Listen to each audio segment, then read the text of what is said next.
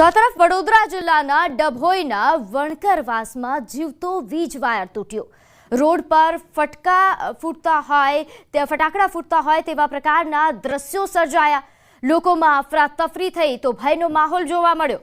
અહીં સ્થાનિકોએ વીજ વિભાગને જાણ કરતા વીજ પુરવઠો બંધ કરવામાં આવ્યો હતો। સ્થળ પર કોઈ હાજર ન હોવાથી જાનહાનિ ટળી।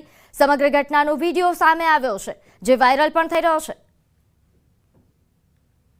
તો આ દ્રશ્યો છે, આપ જોઈ શકો છો। આ વીજ પુરવઠો જો કે આ ઘટનાની જાણ થતાં તાત્કાલિક બંધ કરવામાં આવ્યો હતો અને આસપાસ કોઈ વ્યક્તિ હાજર ન હોવાથી મોટી જાનહાનિ પણ ટળી છે। તો ફટાકડા ફૂટતા હોય તેવા પ્રકારનો વિડીયો, તેવા પ્રકારના જે વીજ વાયરમાં તણખા ફૂટતા હોય તેવા પ્રકારના દ્રશ્યો પણ સામે આવ્યા।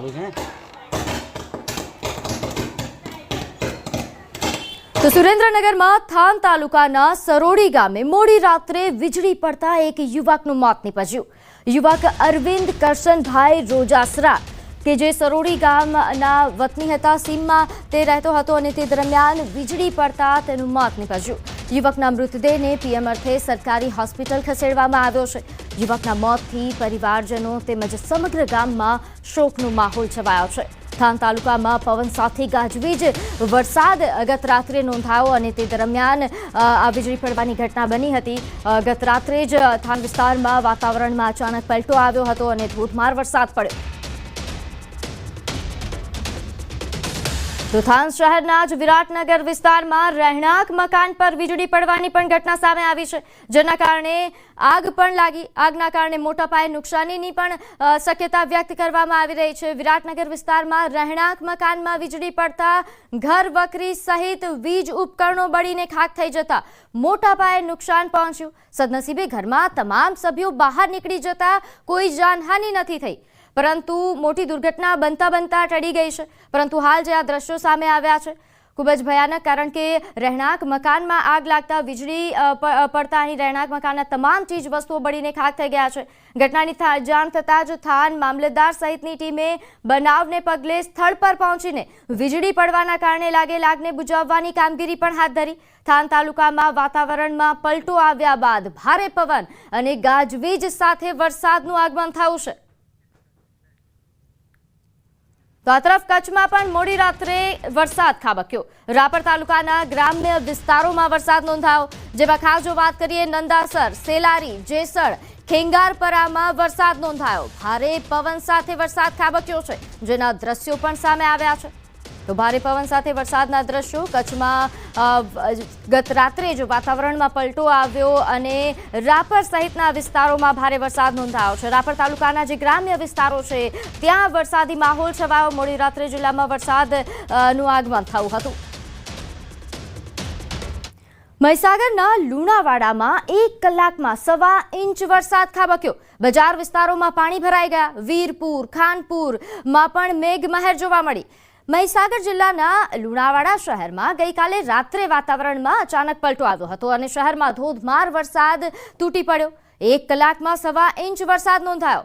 વરસાદના કારણે શહેરના પ્રમુખ વિસ્તારોમાં પાણી ભરાવવાની સ્થિતિ પણ સર્જાઈ, જેમાં ખાસ જો વાત કરીએ માંડવી બજાર, હુસેની ચોક, આ ઉપરાંત હાટડિયા બજાર અને પીપળી બજાર વિસ્તારમાં વરસાદી પાણી ભરાયા હતા।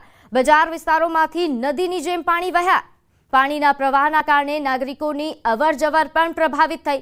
જિલ્લાના અન્ય વિસ્તારોમાં પણ વરસાદી માહોલ જોવા મળ્યો। વીરપુર તાલુકામાં 18 મિલીમીટર અને ખાનપુરમાં 12 મીમી વરસાદ નોંધાયો। મહીસાગર જિલ્લામાં સૌથી વધુ વરસાદ લુણાવાડામાં નોંધાયો છે।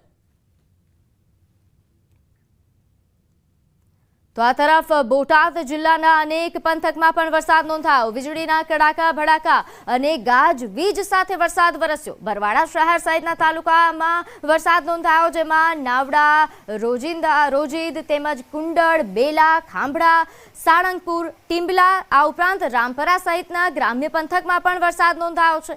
વરસાદ થતાં માર્ગો પર પાણી વહેતા થયા। તો સમગ્ર પંથકનું વાતાવરણ હાલ ઠંડુગાર થતાં લોકોએ ગરમીથી રાહત મેળવી।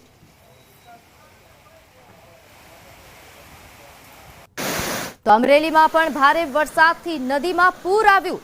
અહીં વડિયાના નજાપુર ગામે નદીમાં પૂર આવ્યું। નદીમાં ઘોડાપૂરથી વાહન ચાલકો અટવાઈ ગયા। પૂરના કારણે અવરજવર બંધ કરવામાં આવી। ગામની મધ્યમાં આવેલી નદીમાં પૂર આવ્યું, જેના દ્રશ્યો પણ સામે આવ્યા છે। તો પૂરના કારણે અહીં અવરજવર બંધ થઈ છે, વાહન વ્યવહારને અસર થઈ। આ દ્રશ્યો જોઈ શકાય છે કે હજુ તો વરસાદનું આગમન જ થયું છે અને નદીમાં પૂર આવવાની પણ સ્થિતિ સર્જાઈ છે। અહીં નદીમાં ઘોડાપૂરના દ્રશ્યો છે, જેના કારણે અહીં વાહન વ્યવહાર ઠપ થયો છે। તો વડિયાના નજાપુર ગામે પસાર થતી નદીમાં પૂર આવ્યાના આ દ્રશ્યો। તો આ તરફ સાબરકાંઠા જિલ્લામાં અચાનક વાતાવરણમાં પલટો આવ્યો। ભારે પવન ફૂંકાયો, ઠેર ઠેર માટી ઉડવા લાગતા વાહન ચાલકો અટવાઈ ગયા। ભારે પવન બાદ અચાનક જ વરસાદી માહોલ છવાઈ ગયો। ગરમીથી લોકોને આંશિક રાહત મળી। હિંમતનગર સહિત ગ્રામ્ય વિસ્તારમાં વરસાદ સાથે ભારે પવન ફૂંકાયો હતો।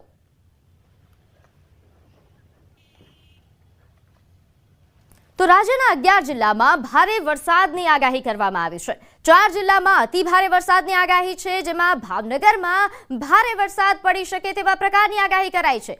તાપી, નર્મદા, નવસારીમાં પણ ભારે વરસાદની આગાહી છે। આ ઉપરાંત ડાંગ અને વલસાડમાં પણ વરસાદ પડી શકે છે।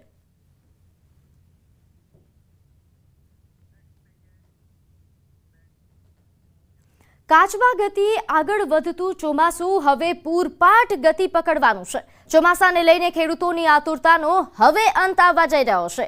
એક નહીં, 2 આગાહીકારોએ મોટી આગાહી કરી છે। ગઈકાલથી સક્રિય થઈ ગયું છે ચોમાસું અને 2 દિવસમાં ગુજરાતમાં એન્ટ્રી પણ કરી દેશે। એટલે ચોમાસાને લઈને ખેડૂતોએ લાંબી રાહ નહીં જોવી પડે।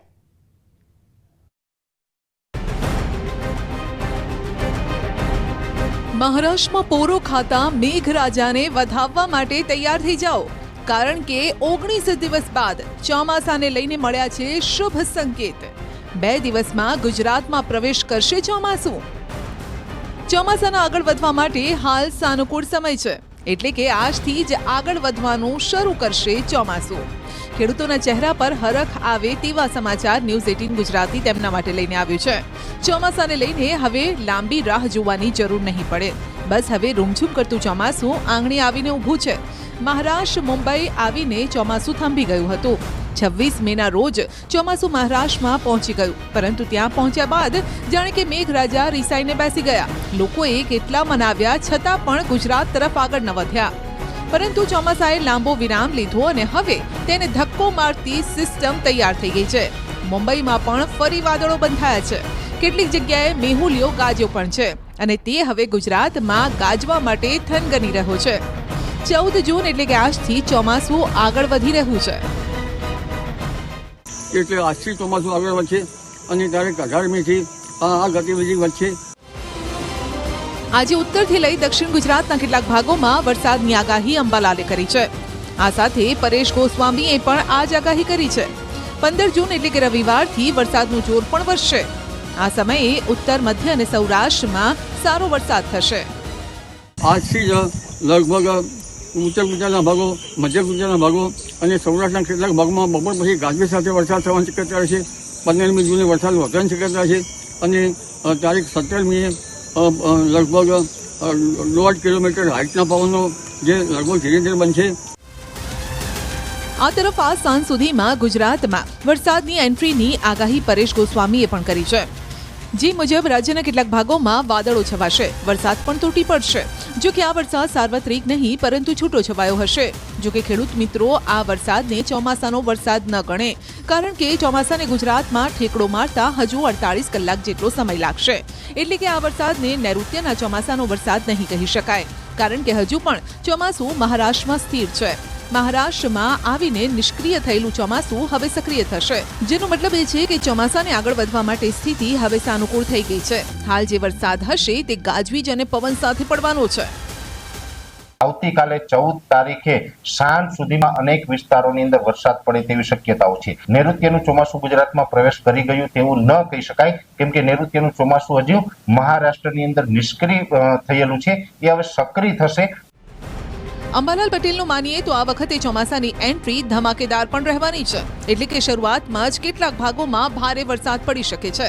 ખાસ કરીને 18 થી 24 જૂન વચ્ચે રાજ્યના કેટલાય ભાગોમાં મેઘરાજા રીતસરના તૂટી પડશે।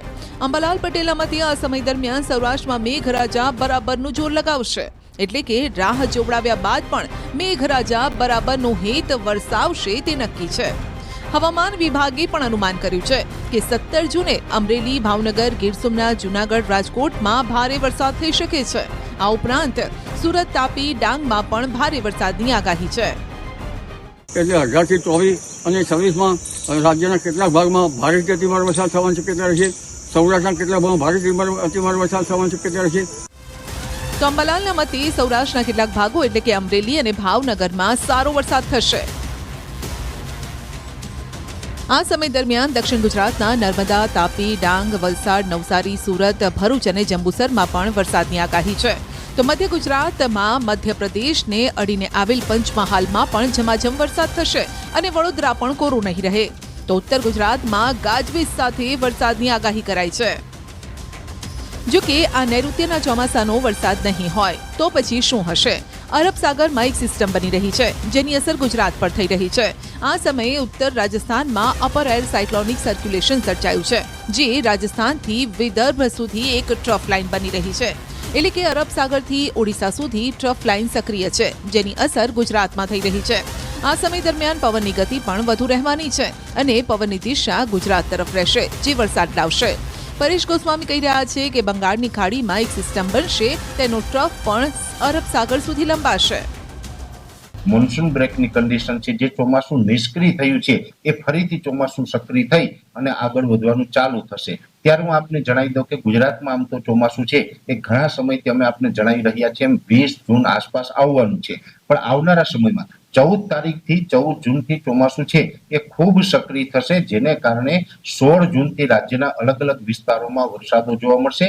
જેમાં 16 થી લઈને 20 જૂન દરમિયાન જે વરસાદોની શક્યતાઓ છે તે સૌરાષ્ટ્ર અને દક્ષિણ ગુજરાતના ભાગોની અંદર છે, જેની અંદર અનેક જગ્યાએ ચોમાસાની શરૂઆત થતી હોય પહેલાના જે વરસાદ એટલે કે જે 48-72 કલાક પહેલા જે વરસાદો થતા હોય એ વરસાદો પડવાનું ચાલુ થઈ જશે અને એકંદરે સૌરાષ્ટ્ર અને દક્ષિણ ગુજરાતની અંદર સારા એવા વરસાદો છે અનેક વિસ્તારોની અંદર 16 થી 20 જૂન દરમિયાન જોવા મળી શકે છે.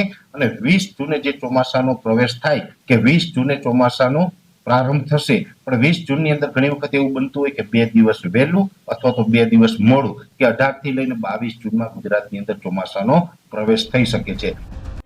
સારા વરસાદની રાહ જોતા ખેડૂતો વાવણીને લઈને મૂંઝાયા છે કે આખરે વાવણી ક્યારે કરવી.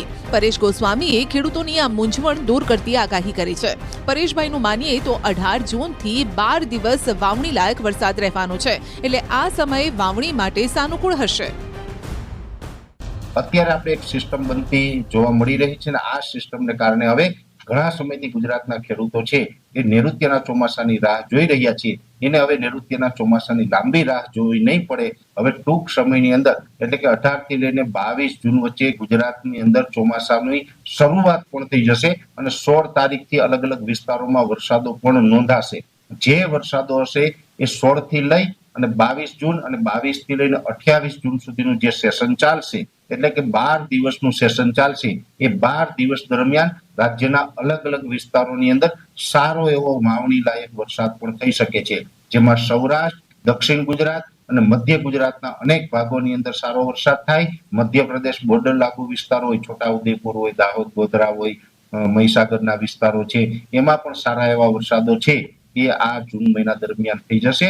એકંદરે જોવા જઈએ તો જૂન મહિનાનો અંત આવતા લગભગ ગુજરાતની અંદર 60 થી લઈને 70% વિસ્તારોની અંદર વાવણી લાયક વરસાદ થઈ જાય ને સારું એવું ચોમાસું એનું પરફોર્મન્સ બતાવે તેવી શક્યતાઓ છે. એટલે ખાસ નૈઋત્યના ચોમાસા વિશે જે આપણે 2 દિવસ પહેલા પણ કીધું હતું કે હવે આપણે 1 થી 2 દિવસની અંદર નૈઋત્યના ચોમાસાની માહિતી આપશું.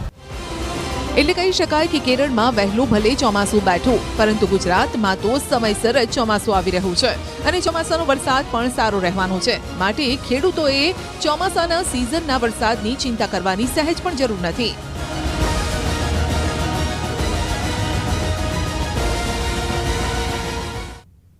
તો કચ્છથી એક મહત્વના સમાચાર સામે આવી રહ્યા છે. કચ્છના મુન્દ્રામાં મોડી રાત્રે ભીષણ આગ લાગી. ભંગારના વાડામાં ભીષણ આગ લાગી. આગની જ્વાળાઓ દૂર દૂર સુધી જોવા મળી. ફાયર વિભાગની ટીમે આગ પર કાબુ મેળવ્યો. આગ લાગતા મોટું આર્થિક નુકસાન થયા હોવાની શક્યતા છે. તો કચ્છના મુન્દ્રામાં ભંગારના વાડામાં ભયંકર આગ લાગી, જેના દ્રશ્યો પણ સામે આવ્યા છે. ખૂબ જ ભયંકર આગ, દૂર દૂર સુધી આગની જ્વાળાઓ દેખાઈ રહી છે. ફાયર વિભાગે હાલ આગ પર કાબુ મેળવ્યા હોવાનું અનુમાન છે. આગ લાગવાના કારણે આર્થિક નુકસાન થયા હોવાની શક્યતાઓ વ્યક્ત કરવામાં આવી રહી છે. તો આગની જ્વાળાઓ જોઈ શકાય છે. ખૂબ જ ભયંકર આગ. જૂનાગઢમાં વિસાવદર વિધાનસભા ચૂંટણીનો માહોલ ગરમાયો છે. વિસાવદરના પિયાવા ગામે કોંગ્રેસની ચાલુ સભામાં પથ્થરમારો કરાયા હોવાનો આરોપ લાગ્યો છે. અજાણ્યા શખ્સોએ પથ્થરમારો કર્યો. સભામાં હાજર 2 મહિલાઓ ઇજાગ્રસ્ત થઈ છે, જેમને હોસ્પિટલ ખસેડવામાં આવ્યા. કોંગ્રેસે કોળી ઠાકોર સમાજના સંમેલનનું આયોજન કર્યું હતું. સભામાં કોંગ્રેસના નેતાઓ તેમજ કોળી ઠાકોર સમાજના અગ્રણીઓ ઉપસ્થિત રહ્યા હતા. ગુજરાત કોળી ઠાકોર સેનાના પ્રમુખે આ પર ગંભીર આક્ષેપ કર્યા છે.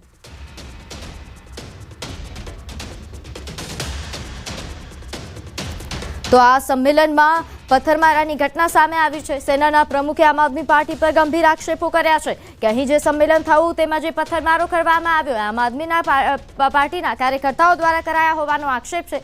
અજાણ્યા શખ્સોએ પથ્થરમારો કર્યા હોવાની હાલ પ્રાથમિક વિગત છે, જેમાં 2 મહિલાઓ ઇજાગ્રસ્ત થઈ.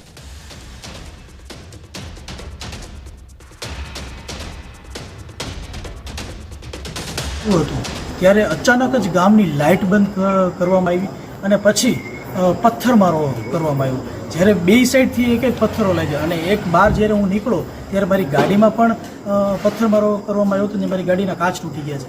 ત્યારે પણ અમે જ્યારે સભાની તારીખ જાહેર કરી ત્યારે ગામમાંથી આપના લોકો જેના પેમ્પલેટ લઈને જતા હતા ને એવું બોલતા હતા કે તમે ગમે તેવી સભા કરો, જીતશે તો આપ જ, અહીંયા તમે મિટિંગ ન કરો.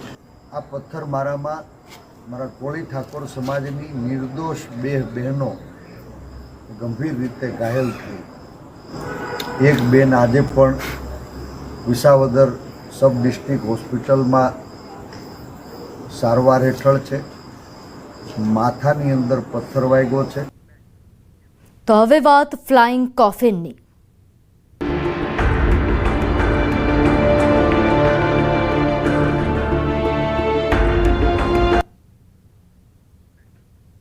વિજય રૂપાણીનો આજે ડીએનએ રિપોર્ટ આવી શકે. સવારે અથવા બપોર સુધીમાં આ ડીએનએ રિપોર્ટ આવી શકે છે. ડીએનએ અંગે એફએસએલ ડિરેક્ટરે જાણકારી આપી. રૂપાણીનો મૃતદેહ આજે પરિવારજનોને સોંપાય તેવી શક્યતાઓ વ્યક્ત થઈ રહી છે. મૃતદેહ મળ્યા બાદ રાજકોટમાં અંતિમ યાત્રા યોજાશે. વિજય રૂપાણીના નિધન બાદ અંતિમ વિધિની તૈયારીઓ રાજકોટમાં કરવામાં આવી રહી છે. રાજકોટમાં પૂર્વ મુખ્યમંત્રી રૂપાણીના અંતિમ વિધિઓની તૈયારીઓ, જેમાં ધ્યાનશંકર પ્રગટેશ્વર મહાદેવના મંદિર ખાતે અંતિમ વિધિની તૈયારીઓ શરૂ થઈ છે. તો આજે પરિવારજનોને મૃતદેહ સોંપાય તેવા પ્રકારની શક્યતાઓ વ્યક્ત થઈ રહી છે. નોંધનીય છે કે ડીએનએ રિપોર્ટ આજે આવી શકે છે. મૃતદેહ મળ્યા બાદ રાજકોટમાં અંતિમ વિધિની પ્રક્રિયાઓ થવાની છે. તેના કારણે રાજકોટમાં તમામ પ્રકારની તૈયારીઓ પણ આરંભી દેવામાં આવી છે. જે મંદિરમાં અંતિમ વિધિની પ્રક્રિયાઓ થવાની છે એ મંદિરમાં પણ હાલ અંતિમ વિધિને લઈને તમામ પ્રકારની તૈયારીઓને શરૂ કરી દેવામાં આવી છે. તો મૃતદેહ મળ્યા બાદ રાજકોટમાં અંતિમ વિધિ યોજાશે. વિજય રૂપાણીનો આજે ડીએનએ રિપોર્ટ આવે તેવા પ્રકારની પૂરેપૂરી શક્યતાઓ વ્યક્ત થઈ રહી છે. તો મૃતદેહ મળ્યા બાદ અંતિમ વિધિ યોજાવાની છે. તો વિજય રૂપાણીના નિધન બાદ અંતિમ વિધિની તૈયારીઓ શરૂ થઈ છે. રાજકોટમાં પૂર્વ મુખ્યમંત્રી રૂપાણીના અંતિમ વિધિની તૈયારીઓ શરૂ. ધ્યાનશંકર પ્રગટેશ્વર મહાદેવના મંદિર ખાતે અંતિમ વિધિની તૈયારીઓ થઈ રહી છે. મંદિરના પટમાં મંડપ નાખવામાં આવી રહ્યા છે. અંતિમ વિધિની તૈયારી કરવામાં આવી છે.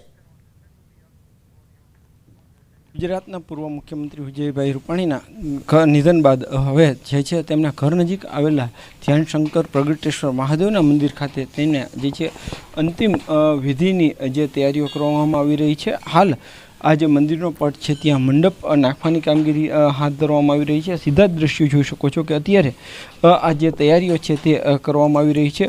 જે લોકો આવતા હોય છે જે શ્રદ્ધાંજલિ આપવા માટે, તે લોકો બેસી શકે એમના માટેની આ જે છે ખાસ અહીંયા વ્યવસ્થા કરવામાં આવી રહી છે. આજે સવારથી જ જે અલગ અલગ કાર્ય જે છે તૈયારીઓ કરવામાં આવી રહી છે. સીધા દ્રશ્યો જોઈ શકો છો કે અત્યારે આ પ્રગટેશ્વર મહાદેવનું મંદિર છે અને અહીંથી બિલકુલ બાજુમાં જ વિજયભાઈ રૂપાણીનું ઘર પણ કરવામાં આવેલું છે, ત્યારે હાલ જે રીતના જે છે અત્યારે મંડપ ખુરશી સહિતની કામગીરી હાથ ધરાઈ રહી છે. તો બીજી તરફ અલગ અલગ જે છે સુરક્ષા વિભાગના જે જવાનો હોય છે, પોલીસ જવાનો હોય છે, તે પણ અત્યારે સુરક્ષા વ્યવસ્થા પણ ક્યાંક વધી ગઈ છે.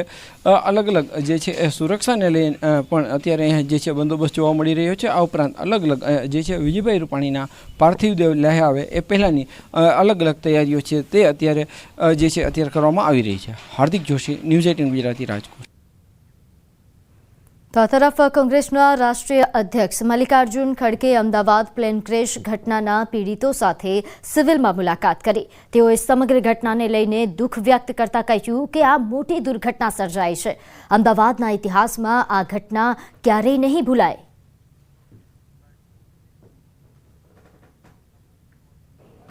बड़े दुख के साथ कहना चाहता हूँ कि बहुत बड़ी हादसा अहमदाबाद में हुई है. ये घटना अहमदाबाद के इतिहास में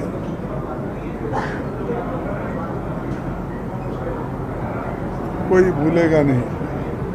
जो भी इतिहास लिखेगा उसमें एक नमूद होगा कि ऐसी बड़ी घटना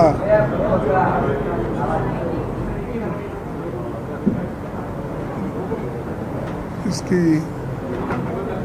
एयरलाइंस की हो गई, एयर इंडिया की, तो इसमें बहुत से लोग अपना पूरा जिनका बहुत लोगों का बलिदान हुआ है. હિતુ કનોડિયાના પત્ની અને અભિનેત્રી મોના થીબાએ પ્લેન દુર્ઘટના પર સંવેદના વ્યક્ત કરી. કહ્યું, આ દુર્ઘટના માટે દુઃખ શબ્દ પણ નાનું પડે છે, શબ્દોમાં વર્ણવી ન શકાય એવું બન્યું છે. રૂપાણી સાહેબ આજે આપણી વચ્ચે નથી. ભગવાન તમામને આટલું મોટું દુઃખ સહન કરવાની શક્તિ આપે. આજે ભાભીને જોયા, બહુ જ દુઃખ થઈ રહ્યું હતું. ભગવાન એમની આત્માને શાંતિ આપે, બધાના પરિવારોને, બધાના આ દુઃખ સહન કરવાની ભગવાન શક્તિ આપે, એટલી જ ભગવાનને પ્રાર્થના કરીએ. તો પૂર્વ મુખ્યમંત્રી સુરેશ મહેતાએ વિજય રૂપાણીને ગાંધીનગરમાં તેમના નિવાસ સ્થાને પહોંચીને શ્રદ્ધાંજલિ પાઠવી. તેમણે કહ્યું, જાહેર જીવનમાં રહેલા વિજયભાઈ સમાજને સમર્પિત અને ડેશિંગ પર્સનાલિટીવાળા હતા. વિજય રૂપાણી એ પણ સમાજને સમર્પિત જાહેર જીવનમાં અને ડેશિંગ પર્સનાલિટી હતી. તો હાલ તમામ દુઃખ વ્યક્ત કરી રહ્યા છે. પંજાબના ફાજિલકા જિલ્લાના અધ્યક્ષ સુખવિંદરસિંહ દ્વારા પણ દુઃખ વ્યક્ત કરવામાં આવ્યું. સુખવિંદરસિંહ કાકા કંબોજે પણ પૂર્વ મુખ્યમંત્રી રૂપાણીના નિધન પર શોક વ્યક્ત કર્યું. તેમણે કહ્યું, પંજાબને વિજયભાઈ દિલથી ચાહતા હતા. પંજાબના દરેક જિલ્લા અને તાલુકામાં જઈ વિજયભાઈઓએ બેઠક કરી.